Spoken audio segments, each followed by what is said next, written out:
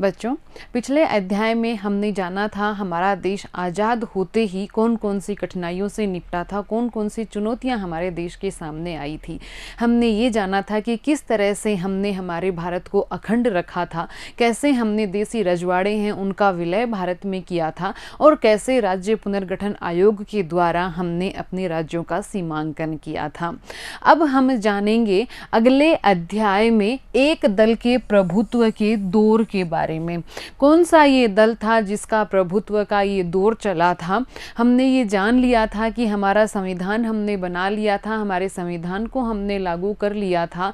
अब वक्त था उस संविधान को व्यवहार में उतारने का। उस संविधान को व्यवहार में उतारने के लिए ही चुनाव हुए थे, लोकतांत्रिक तरीके से हुए थे और उन चुनावों के द्वारा ही एक दल कई दिनों तक या फिर कहें कि दशकों तक प्रभुत्व में रहा था। कौन सा था वो दल, क्या थे उसके प्रभुत्व में रहने के कारण और क्या थी वो परिस्थितियां, आइए देखते हैं अपने इस चैप्टर में। देखिए बच्चों, हम क्या पढ़ेंगे इस चैप्टर में, इस बारे में हम सबसे पहले हमेशा की तरह जान लेते हैं कि क्या क्या हम इस अध्याय में अध्ययन करने वाले हैं। इस अध्याय में हम चुनावी राजनीति के पहले दशक की बातों पर गौर करेंगे कि हमारा जो देश आज़ाद हुआ था, पहले चुनाव हुए और जो पहले 10 वर्ष थे, उन 10 वर्षों में कैसी हमारे भारत में राजनीति रही, कौन सा दल प्रभुत्व में रहा, किन किन परिस्थितियों में हमने चुनाव करवाए और किस तरह से हमारी सरकार ने काम किया था। एक स्वतंत्र और निष्पक्ष चुनाव प्रणाली की स्थापना हमने की, तो किस तरह से हम एक स्वतंत्र और निष्पक्ष चुनाव प्रणाली स्थापित कर पाए, रास्ते में क्या क्या बाधाएं हमें मिली, इन सब बातों की चर्चा हम इस अध्याय में करने वाले हैं। आज़ादी के बाद के शुरुआती सालों में कांग्रेस पार्टी का दबदबा, जैसे कि हमने बात की थी एक दल के प्रभुत्व के दौर की, तो ये एक दल था कांग्रेस पार्टी और शुरुआती दौर में इस कांग्रेस पार्टी का दबदबा रहा था। बहुत सारी सीटें इस कांग्रेस पार्टी ने जीती थी। क्या थे इसके कारण, क्या थी इसकी परिस्थितियां, इनके बारे में विस्तार से जानेंगे हम इस अध्याय में। विपक्षी दलों और उनकी नीतियों का उद्भव, कांग्रेस पार्टी तो सत्ता में थी ही, सत्ता पर तो उसका दबदबा था ही, लेकिन क्या विपक्षी पार्टियां भी थी और थी तो उनकी क्या स्थितियां थी, क्या परिस्थितियां थी, क्या उनकी ताकत थी, क्या उनकी विचारधाराएं थी, इस बारे में हम विस्तार से अध्ययन करेंगे इस अध्याय में। जब हमारा देश आज़ाद हुआ था तब हमने सोच लिया था लोकतांत्रिक शासन प्रणाली की स्थापना के लिए। हमने इस बात के प्रयास किए निष्पक्ष चुनाव प्रणाली के द्वारा हमें एक लोकतांत्रिक सरकार की स्थापना करनी है। उस वक्त के वैश्विक परिदृश्य पे एक बार अपन नज़र डाल लेते हैं कि उस वक्त विश्व का माहौल कैसा था, बाहरी विश्व में किस तरह की चर्चाएं परिचर्चाएं थी, किस तरह की उस वक्त परिस्थितियां थी, क्योंकि इस वैश्विक परिदृश्य से हम ज़्यादा अच्छे से समझ पाएंगे उस वक्त के माहौल को, उस वक्त की परिस्थितियों को और उन कठिनाइयों को जो कि हमारी निष्पक्ष चुनाव प्रणाली को स्थापित करने में हमारे सामने आई थी।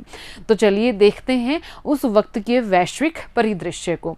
उपनिवेशवाद के चंगुल से आज़ाद हुए कई देशों ने राष्ट्रीय एकता को प्रथम प्राथमिकता रखा। बहुत सारे देश, जब हम आज़ाद हुए थे उपनिवेशवाद के चंगुल से, उस वक्त बहुत सारे ऐसे देश थे जो उपनिवेशवाद के चंगुल से स्वतंत्र हुए थे, लेकिन उन देशों में लोकतांत्रिक शासन की स्थापना से पहली प्राथमिकता दी गई थी राष्ट्रीय एकता को। वहाँ लोकतंत्र की स्थापना से पहले राष्ट्रीय एकता को ऊपर रखा गया था और राष्ट्रीय एकता के लिए लोकतांत्रिक शासन व्यवस्था की कुछ वक्त के लिए तिलांजलि देने की बात की जा रही थी। चुनौतियों की चपेट में आए कई देश के नेताओं ने फैसला किया कि उनके देश में लोकतंत्र नहीं अपनाया जा सकता। बहुत सारे देश जो कि अभी अभी आज़ाद हुए थे और जैसे कि हमारे देश ने बहुत सारी चुनौतियों का सामना किया था जिनके बारे में हमने पढ़ा था चैप्टर 1 में, तो उसी तरह की अनेकों चुनौतियां अन्य देशों के सामने भी आई थी और उन देशों के नेताओं ने इस बात का निर्णय लिया कि इन चुनौतियों का सामना करना है, इन चुनौतियों से निपटना है, इसलिए एक बार लोकतंत्र को हमें थोड़ा सा पीछे रखना पड़ेगा, अर्थात एक बार लोकतांत्रिक शासन की स्थापना असंभव सी है। इसलिए कई देशों में अलोकतांत्रिक व्यवस्था कायम हुई। लोकतंत्र उन्होंने नहीं स्थापित किया तो अलोकतांत्रिक व्यवस्था कायम हुई। इस अलोकतांत्रिक शासन व्यवस्था के कई रूप थे। इस अलोकतांत्रिक शासन व्यवस्था में जैसे कि एक दल का शासन हो सकता था, एक व्यक्ति का शासन हो सकता था, तो इसके बहुत सारे रूप थे। अलग अलग देशों ने इसके अलग अलग रूप अपनाए थे और इनका वादा किया था। इस अलोकतांत्रिक व्यवस्था जो अपनाई गई थी जिन देशों में, तो वहाँ के नेताओं ने ये वादा किया था कि जल्दी ही लोकतंत्र कायम कर दिया जाएगा। क्योंकि उन्होंने राष्ट्रीय एकता को सर्वोपरि रखा था, तो जनता से ये वादा किया था कि जो हमारे सामने चुनौतियां आ रही हैं, एक बार हम इनसे निपट लें, एक बार हम हमारे देश में राष्ट्रीय एकता की स्थापना कर लें और जैसे ही सब सामान्य हो जाएगा हम लोकतांत्रिक व्यवस्था को अपना लेंगे। और इस तरह का वादा वहाँ के नेताओं ने अपनी जनता से किया था। लेकिन हुआ क्या? हुआ ये कि एक बार जब अलोकतांत्रिक व्यवस्था की जड़ें जम गई, जब एक बार अलोकतांत्रिक व्यवस्था ने पांव जमा लिए, तो अब उनको बदल पाना बेहद मुश्किल था। अब लोकतंत्र को लेकर आना थोड़ा सा मुश्किल हो गया था। अब हम बात करते हैं भारत की स्थिति पर कि उस वक्त भारत की स्थिति कैसी थी। तो भारत की स्थिति की बात करें तो हमने चैप्टर 1 में अभी बात समझ ली थी कि भारत की स्थिति भी बेहद चुनौतीपूर्ण थी।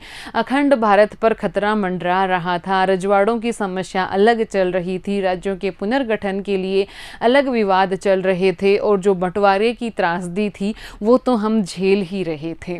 तो देखिए भारत में चुनौतीपूर्ण परिस्थितियाँ थी। लेकिन हमारे स्वतंत्रता संग्राम के समय जो हमारे नेता थे, हमारा जो स्वाधीनता आंदोलन करने वाला दल कांग्रेस था, उनकी प्रतिबद्धता थी लोकतांत्रिक शासन व्यवस्था। तो इन विपरीत चुनौतियों के बावजूद, इन विपरीत परिस्थितियों के बावजूद हमारे देश के नेताओं ने निर्णय लिया था लोकतांत्रिक शासन प्रणाली को स्थापित करने का। और ये निर्णय लेना कोई अचंभे वाली बात नहीं थी, क्योंकि हमारे राष्ट्रीय आंदोलन में इसकी जड़ें थी और राष्ट्रीय आंदोलन के समय से ही हम प्रतिबद्ध थे लोकतांत्रिक शासन प्रणाली के लिए। तो हमारे नेता लोकतंत्र में राजनीति की निर्णायक भूमिका को लेकर सचेत थे। हम इस बात के लिए पूरी तरह से जागरूक थे कि लोकतंत्र है वो राजनीति में एक निर्णायक भूमिका अदा करता है। हमारे नेताओं ने लोकतांत्रिक व्यवस्था का रास्ता ही चुना और हमने लोकतांत्रिक व्यवस्था को ही अपनाया। अब देखिए लोकतांत्रिक राजनीति क्यों आवश्यक है। देखिए समाज का शासन कैसे चलेगा, इस बात को निर्धारित करती है लोकतांत्रिक राजनीति।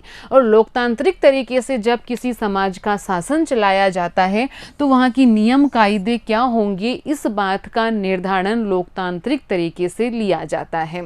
एक समाज में बहुत सारे समूह होते हैं, उन समूह की आकांक्षाएं अलग होती हैं, उनकी उम्मीदें अलग होती हैं और उम्मीदें और आकांक्षाएं जहां अलग अलग होती हैं तो कई बार स्थिति पैदा हो जाती है टकराव की। और इन अलग अलग समूह की आकांक्षाओं और उम्मीदों के जो टकराव हैं उनका समाधान भी हमें मिलता है लोकतांत्रिक राजनीति में। उनका समाधान लोकतांत्रिक तरीके से किया जाता है। लोकतांत्रिक राजनीति जनहित के फैसले लेने के लिए सर्वाधिक उपयुक्त है। जनहित के फैसले और उनको अमल में लाया जाना ये लोकतांत्रिक राजनीति में ही संभव हो पाता है। तो अब जब हमने निर्णय ले ही लिया था लोकतांत्रिक शासन व्यवस्था को अपनाने का, तो अब आगे इसको व्यवहार में हमने किस तरह से लाया। देखिए 26 नवंबर 1949 को हमारा संविधान अंगीकृत हुआ था और 26 जनवरी 1950 को हमने हमारे संविधान को लागू कर दिया था। इस समय देश का शासन हमारी अंतरिम सरकार चला रही थी। जो हमारी संविधान सभा थी वही अंतरिम सरकार के रूप में देश का शासन चला रही थी, क्योंकि अभी तक चुनाव तो हुए ही नहीं थे और हमें अपनी चुनाव का, हमारी जो सरकार थी उसका चुनाव करना बाकी था। देश का शासन लोकतांत्रिक सरकार चलाए, यही वक्त का तकाजा था। चाहे जनता, चाहे हमारे नेता, हम सब इस बात के लिए प्रतिबद्ध थे कि हमारे देश का शासन है वो लोकतांत्रिक सरकार के द्वारा ही चलाया जाएगा। लोकतांत्रिक सरकार ही भारत का शासन संभालेगी। संविधान ने नियम तय किए और अब इन नियमों पर अमल करना बाकी था। हमारे संविधान में हमने नियम तय कर लिए थे कि किन किन नियमों के तहत किन किन तरीकों से यहाँ चुनाव होंगे और किस प्रकार से निष्पक्ष तरीके से चुनावों को संपन्न करके हमारी सरकार कार्य करेगी। ये सारे नियम हम बना चुके थे और हम इनको लागू भी कर चुके थे। अब बाकी था तो इनको अमल में लाना। शुरू में माना गया कि ये महज चंद महीनों का काम है। शुरू में ये लगा, जैसे ही हमने संविधान को लागू किया तो ये लगा कि बस कुछ ही महीनों में हम चुनाव करवा लेंगे और हमारी निर्वाचित सरकार हमारे साथ में होगी और लोकतांत्रिक तरीके से हमारे देश की शासन व्यवस्था चल पड़ेगी। इसके लिए हमने गठन किया निर्वाचन आयोग का और पहले चुनाव आयुक्त बनाए गए सुकुमार सेन। और ये उम्मीद थी कि बस 1950 में ही किसी वक्त चुनाव हो जाएंगे और हमें हमारी सरकार, निर्वाचित सरकार मिल जाएगी। तो देखिए क्या क्या आई समस्याएं। जैसे ही हमने चुनाव करवाने की बात सोची तो क्या क्या समस्याओं का सामना हमें करना पड़ा और क्यों 1950 में ही चुनाव नहीं हो पाए। हम सभी जानते हैं कि भारत एक विशाल देश और विशाल जनसंख्या वाला देश है। तो सबसे पहला काम तो था मतदाताओं की सूची बनाना कि जितने भी मतदाता हैं उनकी सूचियां उस वक्त बनानी थी। तो सारे के सारे मतदाताओं की हम सभी जानते हैं कि मतदाता सूची होती है। जब हम वोट डालने जाते हैं तो उस सूची में हमारा नाम होता है। तो मतदाताओं की सूची बनाना सबसे पहला काम था। उस काम पर काम शुरू हुआ और मतदाताओं की सूचियां बनाई गई। पहला प्रारूप हमारे सामने आया। अब देखिए अचंभित करने वाली बात, उस पहले प्रारूप में अब देखिए समस्या। उस पहले प्रारूप में ऐसी 40 लाख महिलाएं थी। 40 लाख महिलाएं, केवल 40 नहीं, केवल 400 नहीं, केवल 4000 नहीं, 40 लाख महिलाएं ऐसी थी जिनका नाम दर्ज नहीं था। उनकी पहचान लिखी हुई थी या कहें कि उनके नाम के स्थान पर फलान की बीवी, अलान की बेटी, ऐसी प्रविष्टियां की हुई थी। सोचिए उस वक्त के दौर को, उस वक्त की परिस्थितियों को कि शायद एक महिला की अपनी पहचान नहीं होती होगी उस वक्त, कि वहाँ उस प्रविष्टि में महिला के नाम की जगह अलान की बीवी या फलान की बेटी लिखा हुआ था और हमारे निर्वाचन आयोग ने ऐसी प्रविष्टियों को नकार दिया। अब वापस पुनरावलोकन करना था, अर्थात उन महिलाओं का नाम प्रविष्ट करना था मतदाता सूची में और ऐसी या फिर ऐसी प्रविष्टियों को हटाना था। ये अपने आप में एक बहुत बड़ा काम था। भारत का अब देखिए 489 सांसदों का हमें चुनाव करना था, 3200 विधायकों का हमें चुनाव करना था, 17 करोड़ उस वक्त मतदाता थे और उनमें केवल 15% साक्षर थे। 17 करोड़ में से केवल 15% जनसंख्या हमारी साक्षर थी। तो अब शायद आप समझ गए होंगे कि ये कितनी बड़ी समस्या थी और कितनी बड़ी चुनौती थी चुनाव करवाना। उस वक्त प्रश्न चिन्ह लगे। हमारे देश के जो नेताओं ने निर्णय लिया था चुनाव करवाने का कि हम चुनाव करवाएंगे, लोकतांत्रिक शासन व्यवस्था को स्थापित करेंगे। तब ऐसी बातें होने लगी थी कि ये प्रयोग संभव नहीं है, इतना बड़ा विशाल देश है, इतनी बड़ी जनसंख्या है और इतने कम पढ़े लिखे लोग हैं, मतलब केवल 15% साक्षर, और आपके यहाँ तो इतनी सारी महिलाएं ऐसी निकल आई हैं जिनकी कोई अपनी पहचान ही नहीं है, इतनी ज़्यादा भी है। तो प्रश्न चिन्ह पूरा विश्व परिदृश्य हमारे ऊपर लगाने लगा था। क्या प्रश्न चिन्ह लगे थे? प्रश्न चिन्ह ये लगे थे कि उस वक्त लोकतंत्र केवल धनी देशों में ही कायम था और आप सभी जानते हैं कि जब हम आज़ाद हुए थे तो हम धनी देशों की श्रेणी में तो कतई नहीं आते थे। दूसरा, यूरोप के भी अभी बहुत सारे ऐसे देश थे जहां महिलाओं को मताधिकार नहीं था। इसलिए ये बातें हो रही थी कि यूरोप के ही अभी तो ऐसे बहुत सारे देश हैं जहां पर महिलाओं को मताधिकार नहीं मिल पाया है और भारत जो कि अभी अभी आज़ाद हुआ है सार्वभौमिक मताधिकार के साथ में और निष्पक्ष चुनाव करवाने जा रहा है। तो प्रश्न चिन्ह तो उठने ही थे। हिंदुस्तानी संपादक ने लिखा कि इतिहास का ये सबसे बड़ा जुआ होने जा रहा है। ऑर्गेनाइजर एक पत्रिका है, उसने भी लिख दिया कि जवाहरलाल नेहरू अपने जीवित रहते ही यह देख लेंगे और पछताएंगे कि भारत में सार्वभौमिक मताधिकार असफल रहा। तो देखिए कितने बड़े बड़े क्वेश्चन मार्क उस वक्त लग रहे थे। लेकिन हमारे चुनाव की प्रक्रिया हुई, लेकिन 2 बार चुनावों को स्थगित करना पड़ा। लेकिन 2 बार स्थगित होने के बाद आखिर में चुनाव हुए, और चुनाव कब हुए? अक्टूबर 1951 से फरवरी 1952 तक हमारे चुनाव संपन्न हुए। क्योंकि देश के अधिकतर हिस्सों में चुनाव फरवरी तक हुए थे, 1952 के सन में हुए थे, इसलिए इन चुनावों को 1952 के चुनाव ही कहा जाता है। चुनाव अभियान और मतगणना में पूरे 6 महीने का समय लगा और हर एक सीट के लिए औसतन 4 उम्मीदवार मैदान में खड़े हुए थे।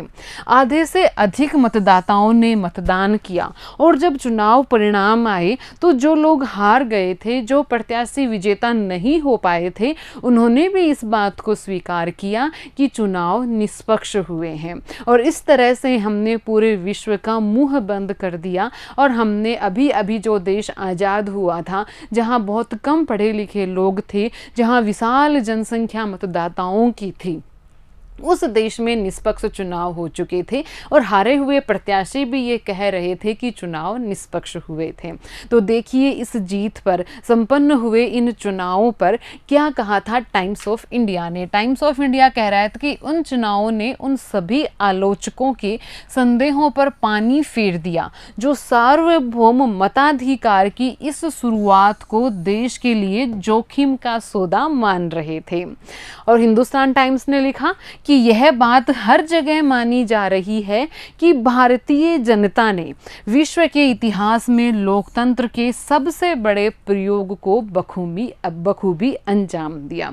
तो देखा आपने कि कैसी परिस्थितियां थी, कैसी बातें हो रही थी, और किस तरह से पूरे वैश्विक परिदृश्य ने ये मान लिया था कि ये केवल एक जुआ है, और ये जो चुनाव भारत में करवाने की प्रयास किए जा रहे हैं ये कभी सफल नहीं होने वाले हैं।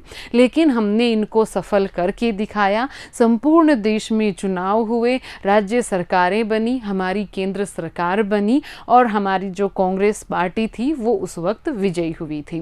तो कौन सी पार्टी को कितने वोट मिले थे, कौन सी पार्टी विपक्ष की भूमिका में थी, और कितनी बड़ी जीत कांग्रेस ने दर्ज की थी, और राज्यों में कौन कौन सी पार्टियों ने सरकारें बनाई थी, इन सब बातों को हम जानेंगे अगले वीडियो में। अभी हम लेते हैं प्रश्नोत्तर।